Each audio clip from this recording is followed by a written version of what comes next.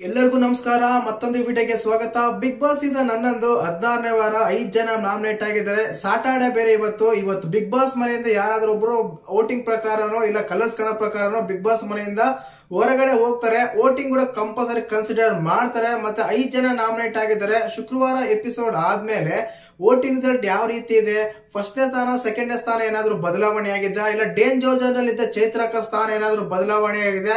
ಯಾಕಂದ್ರೆ ಶುಕ್ರವಾರ ಎಪಿಸೋಡ್ ಅಲ್ಲಿ ಉತ್ತಮ ಬೇರೆ ಸಿಕ್ಕಿದೆ, ಚೈತ್ರಕ ಲವಲವಿಕೆಯಿಂದ ಬೇರೆ ಇದ್ರು. ಫ್ಯಾನ್ಸ್ ಏನಾದ್ರು ಕಿತಾಪತಿ ಮಾಡಿದಾರ, ವೋಟ್ ಏನಾದ್ರು ಹೆಚ್ಚಾಗಿದ್ಯಾ, ಡೇಂಜರ್ ಝೋನ್ ಅಲ್ಲಿ ಇರೋದು ಯಾರು, ಮೊದಲ 2 ಸ್ಥಾನ ಫಸ್ಟ್ನೇ ಸ್ಥಾನ ಪಡ್ಕೊಂಡಿರೋದು ಯಾರು ಅಂತ ತಿಳಿಸ್ಕೊಡ್ತೀನಿ. ದಯವಿಟ್ಟು ಚಾನಲ್ ಯಾರು ಹೊಸದಾಗಿ ನೋಡ್ತಿದ್ರೆ ಮಿಸ್ ಮಾಡಿದ್ರೆ ಸಬ್ಸ್ಕ್ರೈಬ್ ಮಾಡಿ, ಲೈಕ್ ಮಾಡಿ, ಶೇರ್ ಮಾಡಿ.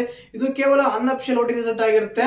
ಖಂಡಿತವಾಗ್ಲೂ 5 ಜನ ನಾಮಿನೇಟ್ ಆಗಿದ್ದಾರೆ, ನೋಡೇ ಇರ್ತೀರಾ. ಒಂದು ತ್ರಿವಿಕ್ರಮ್, ನಮ್ಮ ಭವ್ಯ, ಮೋಕ್ಷತಾ, ಅಂತಲ್ಲ ಧನರಾಜು, ಚೈತ್ರ, ಇಷ್ಟು ಜನ ನಾಮಿನೇಟ್ ಆಗಿದ್ದಾರೆ. ಇನ್ನೊಂದ್ಸಲ ಹೇಳ್ತೀನಿ ನೋಡಿ. ಮೊದಲದಾಗಿ ತ್ರಿವಿಕ್ರಮ್, ಭವ್ಯ, ಮೋಕ್ಷತಾ, ಚೈತ್ರ, ಧನರಾಜು 5 ಜನ ನಾಮಿನೇಟ್ ಆಗಿದ್ದಾರೆ.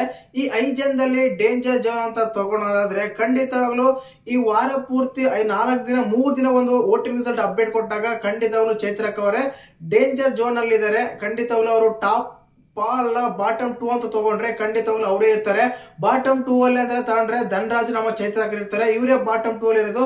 ಇವರಿಬ್ಬರಲ್ಲಿ ಯಾರಾದ್ರೂ ಒಬ್ರು ಬಿಗ್ ಬಾಸ್ ಮನೆಯಿಂದ ಹೊರಗಡೆ ಹೋಗ್ಬೋದು ವೋಟಿಂಗ್ ಪ್ರಕಾರ ಆದ್ರೆ. ಬಟ್ ಈ ವಾರ ಶಾಕಿಂಗ್ ಎಲಿಮಿನೇಷನ್ ಆಗ್ತಿದೆ ಅಂತೆಲ್ಲ ಹೇಳ್ತಾರೆ.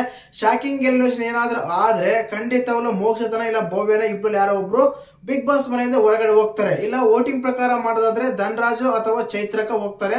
ಆಕ್ಚುಲಿ ಲೀಸ್ಟ್ ಅಲ್ಲಿ ಇರೋದು ನಮ್ಮ ಚೈತ್ರಕನೇ. ಅವರ ಬಿಗ್ ಬಾಸ್ ಮನೆಯಿಂದ ಹೊರಗಡೆ ಹೋಗ್ಬೇಕು ವೋಟಿಂಗ್ ಪ್ರಕಾರ ಅಂತ ತಗೊಂಡ್ರೆ. ಬಟ್ ನೋಡ್ಬೇಕು Colors Kannada Bigg Boss team ಯಾವ್ದು ಡಿಸಿಷನ್ ತಗೊಂತ ಗೊತ್ತಿಲ್ಲ. ಇನ್ನು ವೋಟಿಂಗ್ ಲಿಸ್ಟ್ ರಿಸಲ್ಟ್ ಪ್ರಕಾರ ಬರೋದಾದ್ರೆ ಖಂಡಿತವಾಗ್ಲೂ 5ನೇ ಸ್ಥಾನ ಚೈತ್ರಕ, 4ನೇ ಸ್ಥಾನ ನಮ್ಮ ಧನರಾಜು, 3ನೇ ಸ್ಥಾನ ಭವ್ಯಗೌಡ ಅವರಿಗೆ ಓಟ್ ಅಲ್ಲಿ ತುಂಬಾನೇ ಶೇರ್ಸ್ ಬಂದಿದೆ, ತುಂಬಾ ಬದಲಾವಣೆ ಆಗಿದೆ.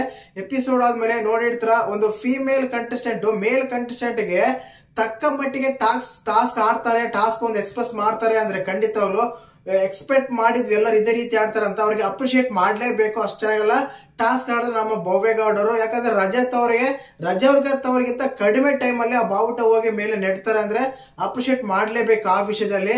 ಖಂಡಿತವಾಗ್ಲೂ ಇನ್ನ ಹೇಳಿದೆ 3ನೇ ಸ್ಥಾನ ಭವ್ಯಗೌಡ ಅಂತ, 2ನೇ ಸ್ಥಾನ ಅದೇ ಸ್ಥಾನದಲ್ಲಿ ಮುಂದುವರಿತಾರೆ ನಮ್ಮ ತ್ರಿವಿಕ್ರಮ್ ಅವರು. ಮೊದಲನೇ ಸ್ಥಾನದಲ್ಲಿ ಮಾತ್ರ ಮೋಕ್ಷತ ಯಾರಿಗೂ ಬಿಟ್ಕೊಟ್ಟಿಲ್ಲ. ಆ ರೀತಿಯಾಗಿ ಓಟ್ಸ್ ಬರ್ತಾ ಇದೆ ಮೋಕ್ಷತ ಅವರಿಗೆ. ಒಳ್ಳೆತನ ಇಷ್ಟೆಲ್ಲ ಕಾಪಾಡುತ್ತೆ ಅಂತ ಈಗ ಎಕ್ಸ್ಪೆಕ್ಟ್ ಆಗ್ತಾ ಇದೆ.